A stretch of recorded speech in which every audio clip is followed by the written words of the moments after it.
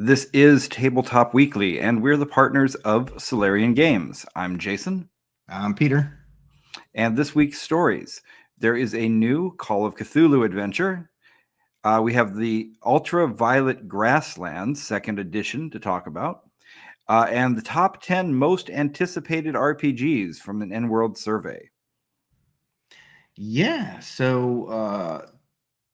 this new Call of Cthulhu adventure looks really cool. I brought this. I was looking at it and I was like, okay, so we're going to talk about an adventure, right? Mhm. A new one that's come out or is coming out, coming out, Okay. and I almost passed on it, but then I read some facts around it and I was like, oh no, these are really cool. I actually want to. So there's more stuff to just the adventure itself because honestly, there's not a whole lot of information on it. So Sure. it's Chaosium, so the official Right. Chaosium product Official. has announced a new Call of Cthulhu adventure, the Sutra of Pale Leaves. And there's not a whole lot of detail on it other than it's going to be released sometime this year. hmm And it's going to feature the King in Yellow in 1980s Japan. So let's talk about this cover artwork first, just to kind of set the stage for people. You want to give it a description here? Yeah. Okay. So I'm assuming that's either the King in Yellow or a cultist dressed as the King in Yellow hmm on the cover of the book. And he's got a face mask on. You can't see his face. All you can see is his eyes. He's got his hand up in the air like he's casting something or cursing somebody or something. And then behind him, it looks a lot like a cyberpunk-ish version of like maybe Tokyo or something. Yeah, a Um, Japanese city. It's yeah. got sort of a retro futury kind of cyberpunk look. It's got like a sort of Yeah. a 90s view of the future type of thing. It's a Yeah. little dingy, a little grungy. Um, it's got some neon, but it's not, over the top because we're focusing in on the guy. It's a very I would agree. It's a very Japanese cyberpunk looking cover. Right. And it is this, as far as I know, this is the actual cover. So Yeah. this is the cover that Chaosium put on their website. Well, I And should say it's set in 80s Japan, so yeah, it is a very 80s cyberpunk. So yeah, yeah. I missed that part at first. Okay. So then, but here's some interesting stuff. Like that's all we know about it, right? Yeah. But that's cool. Here's some interesting stuff that I found out while reading this article and then like following up a little bit. I don't know if a lot of people realize this, but the King in Yellow is not an H.P. Lovecraft thing. He used it and it was in his stories, but he didn't make it up. It was actually a collection of short stories by Robert W. Chambers. And Okay. some of the really hardcore Cthulhu fans are like, yeah, oh, duh, we know that. I This don't even know who Robert W. Chambers is. right, So I mean, right, already I'm behind. right. Okay. And he was inspired by a guy named Ambrose Bierce. Wait, Ambrose Um, Pierce or Devil's Bierce, Dictionary? Bierce. Okay. Oh, Ambrose Bierce. I don't know Yeah. why, but I get the name wrong in my head. I keep calling him Ambrose Pierce. His real Okay. name is Ambrose Bierce, and he's famous for being the author of the Devil's Dictionary. Okay. Great. The Okay. one Cool. that's Yep. full of the kind of humorous asides about what people are, and I think he might have been the one that said the English and the Americans are two nations divided by a common language. Yeah. All right. All right. That That's cool. may or may not be from the Devil's Dictionary. There's a bunch of good uh, good ones in there. But that makes sense because both of the authors contributed significantly to what we all collectively think as Lovecraft's mythos. Mhm. So Robert Chambers wrote King in Yellow and he was inspired by um, Ambrose Bierce. But Ambrose Bierce provided names like Carcosa, which I believe is the city where the King in Yellow comes from, Holly, and Hoster, which is another one of the Oh yeah, gods that's that he writes about. Chambers also had the idea of a play that drives those who even read it to perceive otherworldly visions and to fall into the snare of the King in Yellow. And like if you play Call of Cthulhu, just reading the books can make you crazy. well, Um, and it's fitting that this would be sort of set in Japan because there's been a number of Japanese horror movies and comics and things like that that actually take that idea, yeah. from like Death Note to The Ring and things Mhm. like that, where if you read something or if you watch something, you can be ensnared by it. Yeah. Yes. Yeah. Yes. That's correct. Right. And I forget what was the one. It was I think it was the curse or something like that. But there was a house, and if you went into the house, you got haunted. Oh, Like that's good. it's not only was it a haunted house, but like when you left the house, you would go back to your home or whatever, and the Mhm. thing would follow you. Like you were the one that was haunted. So that was cool. That's Um, really cool. so this all totally makes sense to this last fact. Now I couldn't follow up with an actual number, but I found multiple sources that stated the same thing: that Call of Cthulhu is the number one RPG in Mhm. Japan, beating out D&D by a long shot. Yes, and I don't have any numbers or data to base that on either. But so I go to Japan semi regularly because my in laws all live there, and I always go to game stores when I'm there. And I can tell you anecdotally, it's there's always Call of Cthulhu games going on. The shelves are stacked with it. Is the D&D of Japan? It really is. Yeah. Yeah, I, D&D is there, but it's just not as popular as Call of Cthulhu. Right. I had no idea when I read that. I was like, that's really cool to know. That's I interesting. think it's because Call of Cthulhu resonates a lot more um, culturally, Yeah. because what D&D has a lot of its cultural roots in things that are very uniquely American with our pulp science fiction and fantasy and things like that. And Call of Cthulhu resonates a lot more because so many, like we mentioned, so many of the Japanese manga and film and everything like that are very inspired by the traditions that H.P. Lovecraft and those other authors began. So Yeah. it's a good cultural fit. Yeah. Very, very cool. Yeah. All And right. of course, a lot of things. I just wanted to call out one thing I noticed in there was that the Haster or Haster. Mhm. The, I didn't realize that was something that Ambrose Bierce had actually created because Yeah. Neil Gaiman and Terry Pratchett used that name in Good Omens, and I just assumed they were picking up, demonic names from tradition or something. I didn't know that they Yeah. picked it up from there, so that was a fun one. It's pretty cool. It's amazing to see how much that influence. And I also found that if you want to read his books, I think they're all public domain at this point. You could just download Mhm. them from the internet, copyright free because they're obviously public domain. So I might do that because I had no idea. I mean, this is from the like 1800s. Yeah, So this is great. I'm really it's looking cool. forward to this. And I Excellent. noticed that I mean, obviously, Chaosm's always putting more things out for Call of Cthulhu, but I think we have at least one Chaosium adventure that was submitted as a nominee for the Golden Fez Awards. I was just going to look Oh, and see what good. it was. Yeah, it was called Alone Against the Static. Awesome. So that'll be interesting. And another one that has been submitted, I think it was fan submitted for the Golden Fez Awards is the next thing we're going to talk about, which is Ultraviolet Grasslands. Yeah, this thing is, may I use the word sexy? I love it. The artwork Well, is yeah, beautiful. let me describe this for people who are listening on audio later. So, what we've got on the screen right now is the cover of it says UVG2E Ultraviolet Grasslands. So it's the full name is Ultraviolet Grasslands and the Black City, and it's a beautiful, colorful cover. And this is all by Luca Rayek. I think it's Rayek or Rayek. Rayek? I don't know. I'm not sure what nationality he is. I was watching an interview with him and I couldn't place his accent, but he's the writer and the illustrator for a lot of this. So but this particular cover, it's the colors are very Mobius. This is, It yeah, reminds, that's what I thought. First thought yeah, came to my mind was Mobius. yeah, not necessarily the art. I don't mean, no, you can't compare any artist to Mobius, but No. it's definitely inspired by that sort of thing. So what Ultraviolet Grasslands is, I'll just call it UVG, is a game that it's on its second edition now, and it's very different. The game at its heart has a journey that you're meant to go on. You don't have to. I mean, you can do anything you want with any game, and it has its own rule system, which is very simple, very straightforward.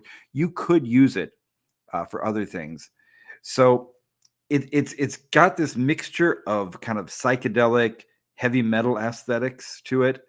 Definitely a lot of the Dying Earth genre, the kind of thing that was Jack Vance created with his books, The Dying Earth, but it's kind of become a genre now. This whole idea of being so far in the future that the Earth is just unrecognizable. And in this game, they do have things like gnomes and elves and all these different races, but they are actually just humans that have changed over the very long time period that we take to get to this time. I don't know if it's 1,000,000 years in the future or 100,000 years, but it's far enough that evolution has split humanity into these different species. So what you do in this game is you are embarking on this long journey. You start, if I remember right, I think you start around the Circle C. There's these beautiful maps in here where there's all these different cities around the Circle C, and you go through a total of, I believe, 32 different locations. Yeah, let's leave this up on the screen for a second. Okay. So on the screen right now, we've got the Black City. This is the destination you're going towards. That's why it's called Ultraviolet Grasslands and the Black City. And when you get to the Black City, it has portals to other worlds. There's this whole set of adventures you could begin just from being in the Black City. So as you're going through there, it's very player driven with the storytelling. And what's kind of cool is it's a lot more about just experiencing the journey than anything else. So you're encountering these bizarre phenomena as you go, dealing with the consequences as you do that. But one of the things I thought was kind of cool about this is you are able to create a caravan, and the caravan is sort of your home base on wheels. It's got a very pre-industrial vibe to it, but set in this dying Earth, future of technology and magic. And so the things that you choose to create in your caravan are very relevant to the story. And you can have pets and things like that. But then when you're actually traveling through, so it sounds a little bit wholesome at first. You're like, oh, this will be really nice. I'll have my pets and I'll go on my little caravan. But when you actually get through some of these things, one of the things that stood out to me in the different places you go through was the Forest of Meat. Forest of Meat. The Forest of Meat, because at some point someone had decided it would be a great idea to be able to grow proteins on trees, and it got a little out of hand, and now you have a meat forest to get through. Yeah, I mean, some of the places that there are to go, they're so imaginative. You could just read it and enjoy that. I'll give you names of a few of the places you're going to go through. So you go through things like the Waystone Graveyard, the Death Facing Passage, the Three Sticks Lake, the Spectrum Run, the Refracting Trees, which is really fun. Oh yeah, the Voam Nests. So you brought up the Voam Nests there. I haven't really read through them very carefully, but there are these creatures called Voams that tunnel under the earth, and you have this beautiful cutaway kind of isometric map illustration there. It's just beautiful stuff. And that seems terrifying. Definitely terrifying. Yeah. Yeah, it's got this. It's just, I think, taking fantasy to a wonderful level. It doesn't have any of the usual tropes that you find in a fantasy role-playing game. I mean, everything in here has really come from the creator's mind, and I just think it's a great world to go and have a campaign in. Yeah. So, and I want to bring up something. If you really like this, right? Mm-hmm. You should, and if you haven't seen it yet, on I believe it's on Netflix. It's called Scavenger's Reign. I've never heard of it. Oh, dude, it's so good. What it's an anime. It's an anime about. I haven't seen it.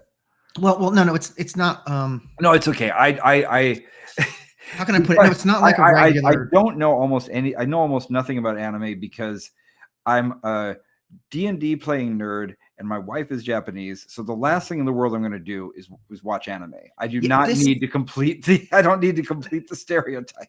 But this one is not. I'm sure it's cool. So let's hear about it. But it's a little different. I mean, it's not your typical anime. I don't even think I think the characters are all supposed to be American. It might even be an American animation, so it might just be a cartoon if you want to think of it that way. Sure. But this ship called the Demetrius winds up having to crash land on a planet, and there are only so many survivors, or a certain number of them crash land on a planet. Mm-hmm. There's only so many survivors, and they're trying to navigate this world that is a lot like this stuff. It's really bizarre, and they totally get into all the biology. There's not. There is a bad guy, but not traditional at all. It's more Mhm. like nature's the bad guy, but it's not evil. It's just doing what nature does. It's actually so inventive and very. I never got a second season, which I really wish it had, but it's so good. That sounds great. Yeah, you know that this is also kind of in the tradition of films like Gandahar, which is the Yeah. the Yep. one that I think Isaac Asimov. It was also, I think, released as Isaac Asimov's Light Years, Okay. or maybe there were two different films that were related. But that whole kind of 1970s. Well, I guess that was the animation was done in the 80s, but the book was from 1969. So whatever, that kind of that period from that circles around the 70s of all that psychedelic science fiction, and this hmm really goes in that tradition. So there's, I think we've got like 7 judges for the for the Golden Fez Awards. So hmm all I can say is that I'm putting some of my votes towards it. We'll see what happens with everybody because we're not talking to each other about it. But Right. But this is definitely something James would have liked. He would have thought this was super cool. oh yeah, yeah, yeah, absolutely up his alley. Right. Right. Absolutely. So, um, the only thing I'm a little confused about is the actual release date on it because there was a first edition. This is the second edition. It seems like when I look in the book, it says copyright 2022, and hmm then the interview I saw with the creator was done in 2023, as they were showing a finished book. But then it actually won, or I think maybe it was a silver, not a silver Ennie, but it won an Ennie for the year 2024. And, they have to be the year that it comes out. Right. So I have no idea what the actual release schedule of this is, Well, but yeah, I don't know.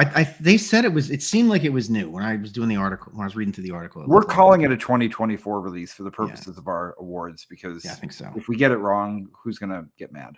Right, right, So, right. Oh, and apparently Dave Rosner is Roser, sorry, Dave Roser is a fan. So he already automatically he recognized. He came in a little bit late oh, and he awesome. recognized this, and he said Painted Wasteland seems like it's like this too, and I think completely unfathomable too. Not sure though. Mhm. So that's kind of neat. Excellent, That's excellent. awesome. All There's a right. lot of stuff to check out. I'd like to play more games like this. So thank you, Dave. Yeah. All right. All So right. let's Speaking of games do. we're looking forward to. All right. So then our last story of the evening. So the Ian World had put out a survey. They do it every year, where they want their fans to vote on the top 10 games, um, that they're expecting for this year, the most anticipated games of the year for Yeah. 2025. Oh, before we say them, there was a comment that just came up in the chat that I thought was great from Donald Colton, who also loves UVG, and mentions that it's comparable to Skyrealms of Jarun. Oh, That's a really good point because okay. Skyrealms of Jarun was the first properly weird, bizarre, psychedelic. What have they done kind of thing. hmm And so, thank you, Donald. That's a really good point. So, Yeah, anyway, nice. sorry. Back to the most looking forward to. Okay, so we'll count down from 10, and then I don't know. I don't have a whole. I didn't like put a whole lot of like research and information into all this. Just I mean, We can't most know people, everything. Let's right? see Most what of these let's see people what know a we lot of think. these things. Let's see what So we think. Starfinder 2E is the number 10 most anticipated game. It says that Starfinder switches to using the same rules engine that powers the popular second edition Pathfinder. Now, have you played Path? I've never played Pathfinder. I've played Starfinder. Oh, you've played You mean Starfinder. Okay. wait, do you mean Pathfinder or Starfinder? What are Either you one. asking? Well, so I've played Starfinder is both. probably more. Yeah. So I first played Pathfinder with James, Mhm. and only played it because James was running it because I wouldn't normally. I wasn't a 3.5 player, so I don't have a connection to it. But it's Pathfinder, very crunchy, etc. And Starfinder, very much based on that. I enjoy Starfinder because I like space and sci-fi, Mhm. but at least first edition Starfinder was really just Pathfinder in space. I mean, they literally have space orcs, space goblins, space. I mean, they just put the word space on everything. You could literally just take this Pathfinder book, find and replace, and put the word space in front of every noun, and you're done. Right. So I have a space So longsword and a space yeah, basically, space plate mail. yeah. So I don't know if people are looking forward to Starfinder Second Edition because they loved the first edition so much, or because they're like, please fix it. Right. I don't know Yeah, what it is, but I I'm don't looking know. forward to seeing what it does. Yeah, I Yeah, don't think I'm going to play it though because it's not really a science fiction game. right. I got you. I got you. But speaking of science fiction games, number 9, and this is one I would like to play, Alien, the Yes, role-playing game, Evolved yes, Edition. yeah. This one, in fact, I think I actually saw this get a nomination for ours as well, but I'd have to go back and check. Mhm. I don't know Alien that well, but the role playing game looks good. Oh, I'm such an total Alien fan, and if they're able to capture, um, I've never played it, but if they're able to capture that in an RPG, which I'm sure they have, because it's Free League, they do good Oh stuff. yeah, that's right. Yeah, and Yeah. again, one thing we know is that James is a huge fan of Free League. Yes. So And Alien, of and course. Alien. Yeah. So if it did, well, I don't know if it got a nomination or not. I'll have to check, but Right. that's definitely one to look forward to. So yeah, that sounds really cool. It's going to be one of those ones like Call of Cthulhu. It's not surviving is your best case winning. Like The only thing about it is that when as soon as you said it's going to be like Call of Cthulhu in that sense, that reminded me, Call of Cthulhu is going to be evergreen for a very long time. It's been around Mhm. forever. It's going to be around forever. I've never seen, well, no, I've almost never seen a franchised game have staying power. Yeah. Sort of Doctor Who and Star Trek, and to a lesser extent Star Wars.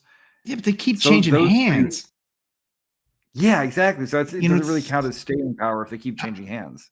I don't think so because I mean, like you had your D6, the West End version of Star Wars, which I loved.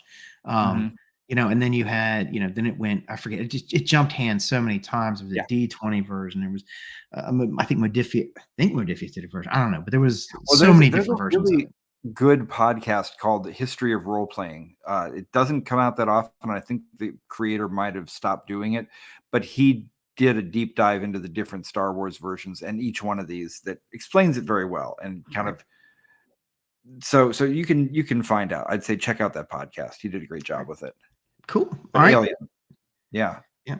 Next is 13th Age. That's the number 8 spot. Okay. And it's just an update, updated class and Ken powers, fearsome new abilities for your monsters, and revamped icon connection mechanic. I don't know what that is.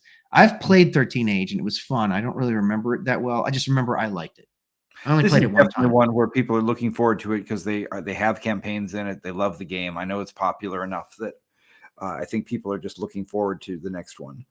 Although it's funny how with some games, people are like, I can't wait for the new edition. It's going to be fixed or better. It's going to be so great. And then others, you get people who have an absolute fit anytime anything new comes out for their game. So, It's that old, it's the old adage. It's like when they do a sequel or something. I want this to be exactly the same, but completely different. yeah. Yeah. Yes. If it's too much the same, it's like, oh, you just rehashed the old one. If you change too much, you changed it too much. It's like, come on, give it a break. Well, All let's right. see. I do like the art, though. The art has a very kind of 90s video game look to it, which I Yeah. kind of dig. 13th So, Age always has good art. All right. very cool. So Coriolis, The Great Dark, by Free League, another Free League game. Don't know It's anything their about it. original sci-fi game. Okay. And it said returns. I don't know what that means. I wonder if they discontinued it for a while and they've Have you decided ever to bring played it it? back. I've never even heard of it before. I've never played it, never heard of it.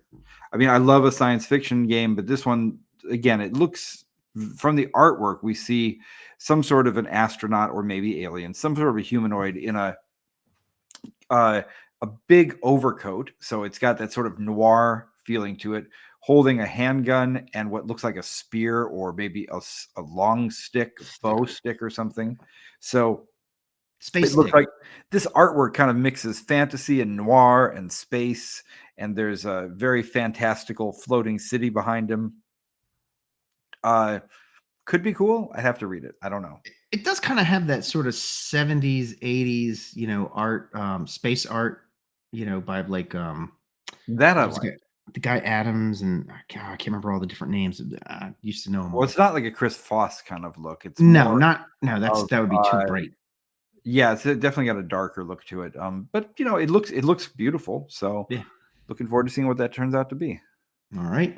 Number 6 is Dolman. Dolmenwood. And Yeah. apparently it's like a fairy tale RPG. Hmm. It says a fantasy adventure game set in a lavishly detailed world inspired by the fairy tales and eerie folklore of the British Isles. That's really cool. The setting appeals to me. I Yes. wonder what's causing people to consider this in their survey one of the most anticipated, Yeah, no, because it's it's it's not in the an bottom. existing. Yeah. Yeah, it's almost to the top half. It's not an Yeah. existing one. I don't know that people have played anything like this before. Um, are the eerie folklore of the British Isles something people particularly gravitate to? Who knows? I don't know, but fairies from the British Isles and stuff can be quite terrifying. They're not, they're fairy like the old fairy tales weren't like what we grew up with as kids. Those were all like made super nice. Well, that's why I always loved in the Discworld, Terry Pratchett made it very clear that you don't want to run into an elf. No. They've got sharp teeth. Yeah, nice. Hey, speaking of which, Number 5. number 5, Discworld. Absolute. Oh, talk about, yeah. Obviously, I'm anticipating the heck out of this one. Yeah, So, yeah, Discworld, Adventures in Ankh-Morpork. We've talked about it here before, and the system itself seems very simple. It's very much driven by the power of narrativium. But I think I would say that for most Discworld fans, that's pretty much what we want. We yeah. just want to go and live on the disc. I mean, it would be hard to play in Discworld with like super hard, core rules. Yeah. It's just the universe is much more whimsical than that.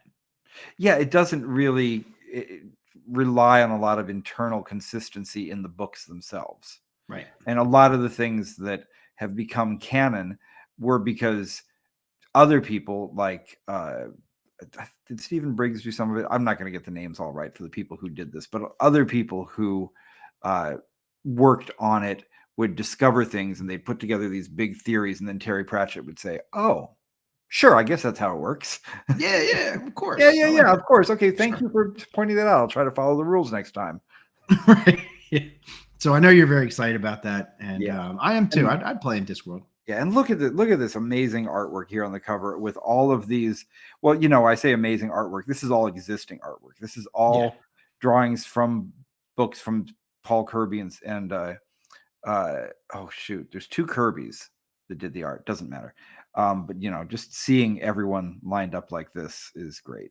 And there's my favorite, Mort. One. Oh yeah, Mort. I love Mort. Yeah, he was great. He was great. All right. So next up at the number 4 spot is the MCDM RPG. I don't know what that is. No It's idea what it stands for. Draw it's a- Steel. a fan. It's in Draw Steel. Sorry. Yes, Draw Steel. Okay. That's not a good graphic I put up. All right, well, whatever. No, it's the right graphic. It's just instead of it having the actual name of the product on it, which I should have included. Oh, that's fine. So all we have up on the screen right now is some artwork that is very Wayne. What's his name? The artist who is famous for all the 4th edition D&D stuff. Wayne Reynolds. Okay. Very very Wayne Reynolds looking artwork. With lots of sharp edges and angles and very very D&D looking. Very 4th edition D&D looking. I wonder if he was really inspired by Errol Otis. Could be. Because Otis had all those, he loved those sharp edges. Anyway, it's a fantasy game, another fantasy RPG where your character starts at level 1, already a hero. It makes building adventures and fighting monsters fun. So cool. I like that. I always, so one of the things that I've had a little bit of a problem with in gaming, and we tried this. It was neat. I ran into this. I was reading this blog one time, and it said, instead of starting your characters as like nobodies who can't do anything, what if you started your characters, and it's not what they're doing here, but it's similar in concept.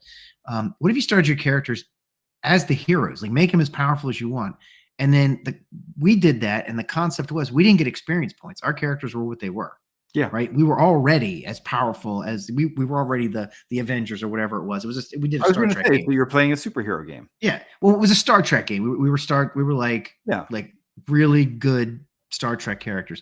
And but this sounds like you do have levels and you do progress, but when you start out, you're already like, really good at your job. I wonder how long the level progression mechanic is going to be a thing in tabletop RPGs.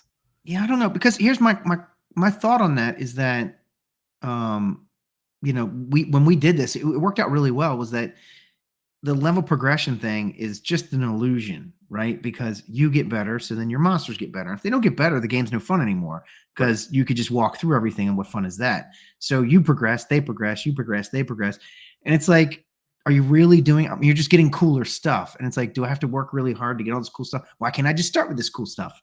Yeah, and in video games that have adopted this, because it all comes out of the original D&D. That's the first tabletop game that was not a war game that ever had levels.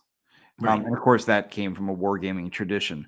But a lot of video games pick up on it too. And like you say, you progress and the baddies progress. And so at a certain point, the only fun that comes from having progressed so much is that you can talk about the really cool stuff you do, and maybe occasionally you can go back and fight a really weak baddie that you remember from back when you were not a high level and be like, wow, I took him out with one finger. Right. Yeah.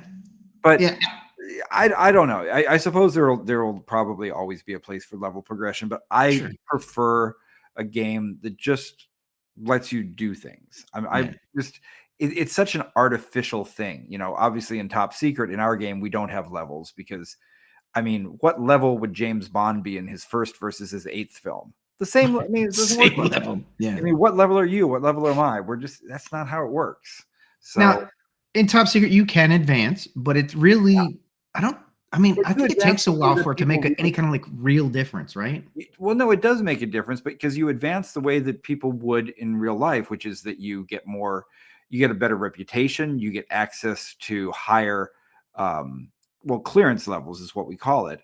Sure. But all that clearance level does is it says that now Icon's going to trust you with a more difficult mission. They might give you better equipment, but it's not really level progression, because what you're really doing to progress is you're building up more skills. So that's what I was talking about. Your skills get better and you get better at it. But at the end of the day, you're a little better at doing these things, but it's nothing you couldn't have done before either. Yeah. You still could have done all those things. You're just a little better at it. You could send a clearance level 1 agent out with a bunch of high level clearance, and they'll do just as well. It's just a question of where they trusted to do that.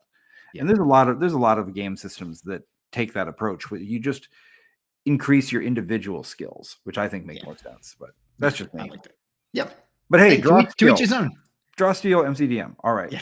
All right. Next number one, number 3 is Daggerheart. And this is the Critical Role game, right? I don't know. Yeah. It's by Darrington Press. Is that what it is? Okay. Yeah. I mean, if I'm wrong, then this podcast is going to sound really silly, but I'm not even going to bother looking it up. I'm certain of it. I am going to look it up. Sure.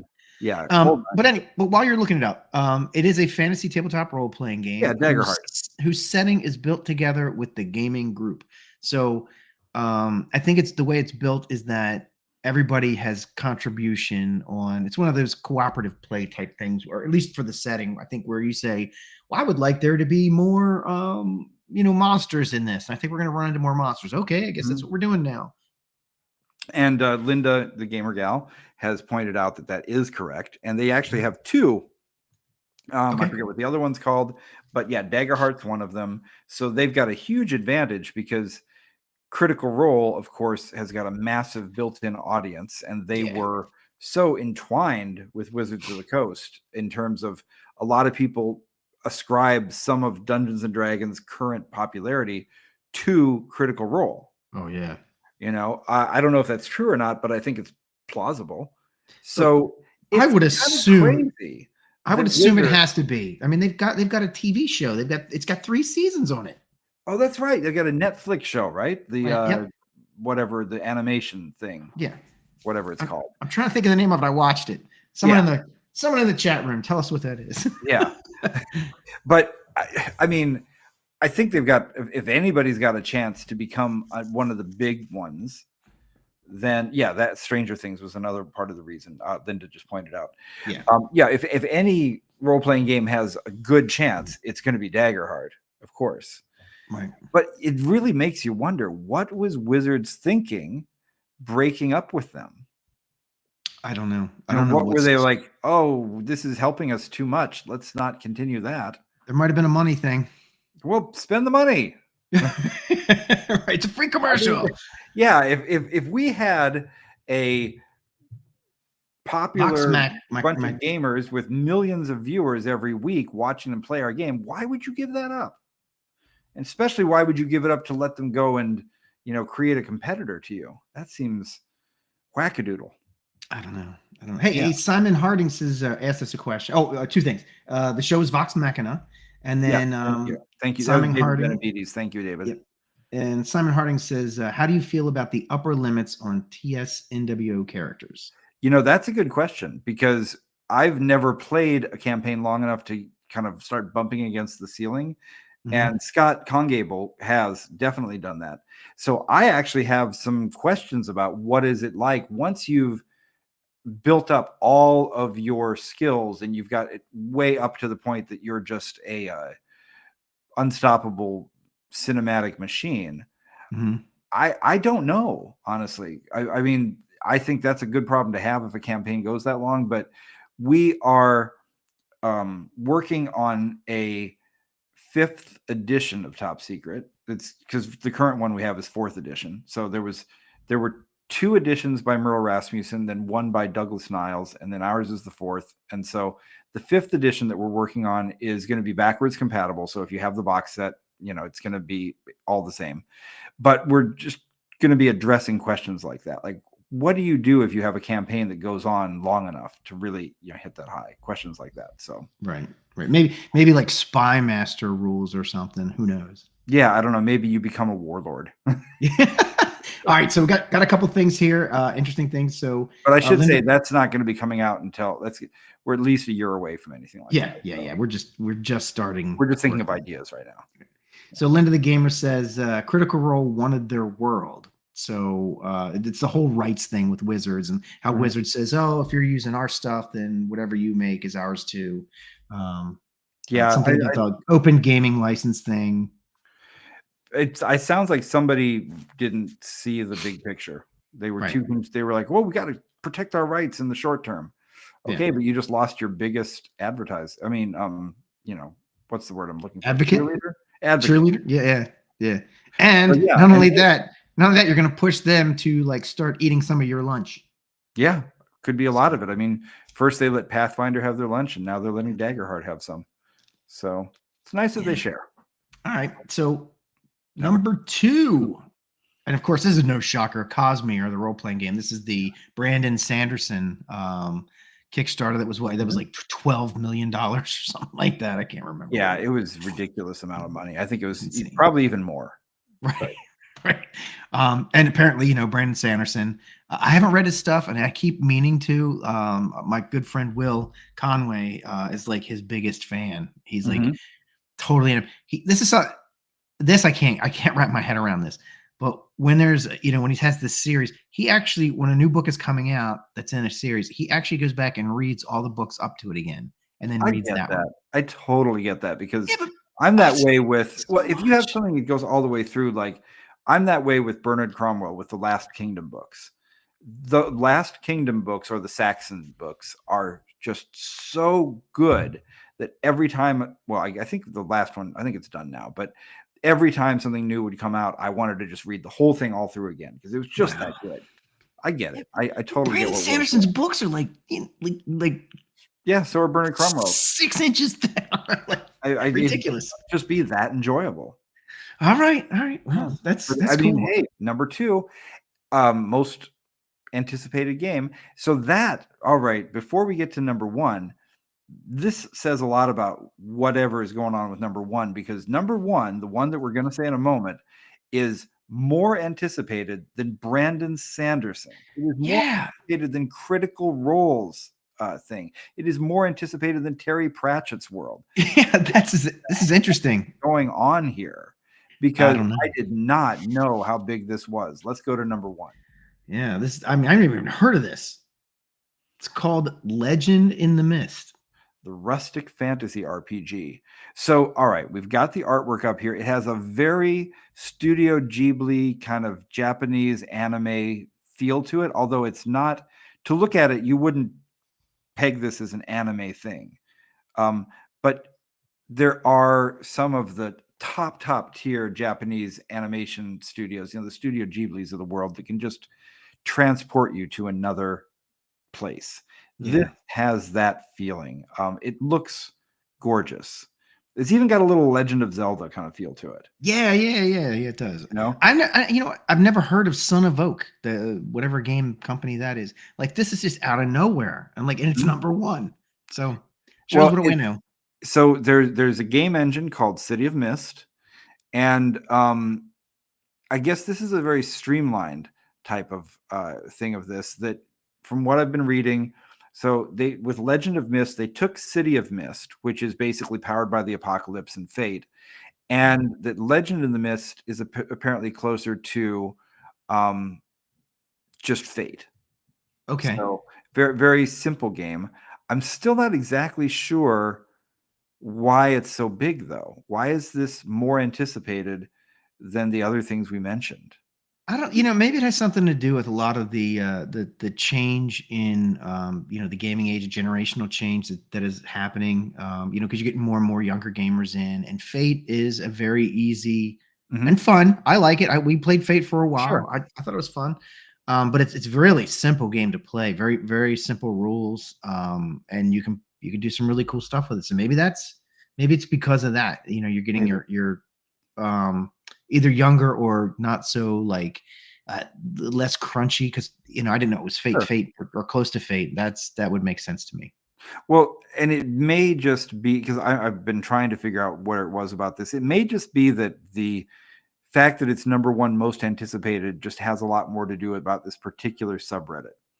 Because when I just looked at the Kickstarter, remember we said that Brandon Sanderson's did 40 bazillion gillion dollars, right? It was Right. in the many millions. It was in the double-digit millions. This one only did $855,000. So That's still pretty good. it's still pretty. It's not multi-millions. But it's not Brandon Sanderson levels. Right, So right. I think this is one that people are probably just very excited about. The people who are into it are just seem to be very into it. So it's worth taking a look at to find out what it's all about. Yeah. Yeah. All right. That's it. That's the 10 games that are most anticipated according to Ian World fans. Yeah. So if you're watching this on YouTube, leave something in the comments about what your most anticipated games of 2025 are. We'd love to check them out. Yeah. And speaking of checking them out, check us out next week at the Philadelphia Area Gaming Expo, page 2, which is in Philadelphia. Yeah. Surprisingly. So we will be in the main vendor room. Peter and I and Mary and Hanai will all be at various times there. I'm going to be bringing some free stuff for people. So if you come down and find us at the booth, we'll have free quick start guides for playing Top Secret. It's a nice little kind of bifold that's got character sheets in it and all the rules you need to get playing right away. Also, if you want, I'll be giving away free copies of the Lucky 13 game system. So that's the game system that James designed with the rest of us, and that powers our game Top Secret. And so we've genericized it, made it possible for anyone to use it and make their own games out of it. So we have printed books. You can have those for free, and you can spend a bunch of money if you want to, because we just got all of our stuff reprinted, and we've got box sets, and we'll have some dice if you run out of dice, and who knows what else we'll have there. Some hardbacks, some of the last hardbacks, they're running out too. This is it. This is the last of them. Oh, yeah. I actually should point out, I took a look at our inventory for Gygax magazine. So some people may remember that we used to do Gygax magazine in a previous incarnation of our company. And Gygax magazine #1, there are 20 copies left. That's how many still exist of unsold, brand new Gygax #1s. I see these things going on eBay for a lot of money. I see them going in the Facebook auction groups for a lot of money.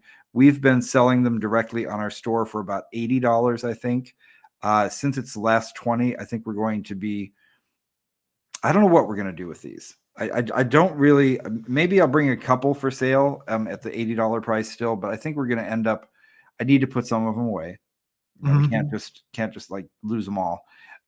Maybe we'll put the last couple on eBay, save a couple for charity auctions, things like that, Right. So we'll see what we do with them. But the last 20. Yeah. Yep. So I'm pretty sure cool. if you go to the store right now, they'll show up as sold out because I told the warehouse to pull them aside for us. So I just sort of assumed that. I didn't even check. But yeah, come and see. I'll go in the store tonight and make sure that they're sold out. Make sure they're actually sold out so we don't run out of any of them. And they are not. Uh-oh. Okay. I guess you can still get one for $80, but I'm going to pull those down pretty quickly. I'm going to pull those down after the show ends because we can't have those up on the store. We don't have enough left. Yeah. But hey, if you got into one of our games, you can play games with us too. That'll be fun. Yeah, that would be good. Yeah, we're not running. I'm not running a lot this time, mainly because when I first go to a convention, I don't like to overcommit to things because I don't know the feel and all that kind of stuff. So I'm running 3 games while I'm there, 2 top secret and more blood. And then, if we really like the con, which I have a feeling we're going to because all the stuff I've been seeing, then next year I'll probably do a lot more. Yeah. But otherwise, I'll be at the booth selling stuff and talking to people and accepting beers from people if they want to bring them to me, that sort of thing. So we'll be there Friday, Saturday, and Sunday. Well, we'll be there Thursday also, but that's just setup day. Yeah. So yeah, Friday, Saturday, and Sunday, and it's our first time there. Who knows what it's like? We'll be doing the show, this Tabletop Weekly from Philadelphia, I guess. Yeah, I think we're gonna have to. Yeah, we'll probably do it. I think we still have to do it early because I got to get out and get home because I have to work Monday morning. So we'll just talk about what we saw there. That might be because we'll see plenty of stuff there. Yeah. All right. On that note, we're about to wrap this show up, but before we do, don't forget, like and subscribe, all that good stuff. Leave us a review on Apple Podcast. Now I know we say this, like leave us a review, subscribe. Please, if you're watching this right now, just do it. Just do it right now. Gotta hit that button, please. It helps us a lot. We put I think we've been putting a lot more work into the show and stuff, and hopefully, you guys like it. So we want to keep doing it. Check out SolarianGames.com, of course, for cool stuff. If you're watching right this second and you have $80, you could get one of them damn books like right this second, but I don't think you're going to. I'm going to race you there. Everybody, thanks for listening, and we will see you all next week. Good night.